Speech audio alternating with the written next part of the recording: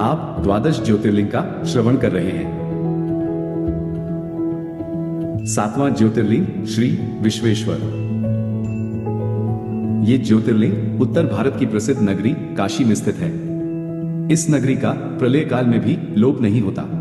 उस समय भगवान अपनी वास भूमि इस पवित्र नगरी को अपने त्रिशूल पर धारण कर लेते हैं और सृष्टि काल आने पर पुनः यथास्थान रख देते हैं। सृष्टि की आदि स्थली भी इसी नगरी को बताया जाता है।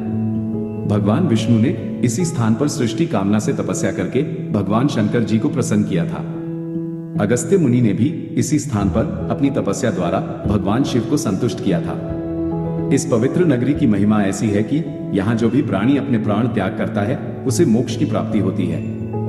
भगवान शंकर उसके कान में तारक मंत्र का उपदेश करते हैं। इस मंत्र के प्रभाव से पापी प्राणी भी सहज ही भवसागर की बाधाओं से पार हो जाते हैं। विषयों में आसक्त अधर्मनिरत व्यक्ति भी यदि इस काशी क्षेत्र में मृत्यु को प्राप्त हो तो उसे भी पुनः संसार बंधन में नहीं आना पड़ता।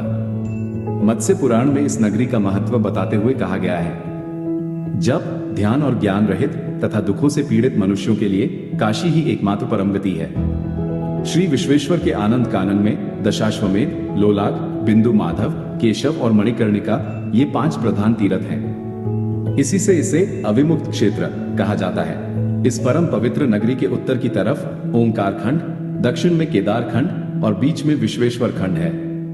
प्रसिद्ध विश्वेश्वर ज्योतिर्लिंग इसी खंड में अवस्थित है। पुराणों में इस ज्योतिर्लिंग के संबंध में ये कथा दी गई है। भगवान शंकर पार्वती जी का पाणी ग्रहण करके कैलाश पर्वत पर रह रहे थे, लेकिन वहां पिता के घर में ही विवाहित जीवन बिताना पार्वती जी को अच्छा न लगता था।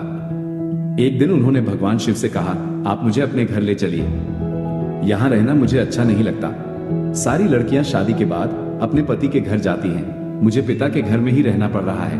भगवान शिव ने उनकी यह बात स्वीकार कर ली। वो माता पार्वती जी को साथ लेकर अपनी पवित्र नगरी काशी में आ गए। यहाँ आकर वे विश्वेश्वर ज्योतिर्लिंग के रूप में स्थापित हो गए। शास्त्रों में इस ज्योतिर्लिंग की महिमा का निवेदन पुष्कल रूपों में किया गया है। इस ज्योतिर्लिंग के दर्शन पूजन द्वारा मनुष्य समस्त पापों तापों से छुटकारा पा जाता है। प्रतिदिन नियम से श्री विश्वेश्वर के दर्शन करने वाले भक्तों के योग क्षेम का समस्त भार भूत भावन भगवान शंकर अपने ऊपर ले लेते हैं। ऐसा भक्त उनके परम धाम का अधिकारी बन जाता है। भगवान शिव जी की कृपा उस पर सदैव बनी रहती है। रोग, शोक, दुख, दैन्य उसके पास भूलकर भी नहीं जाते।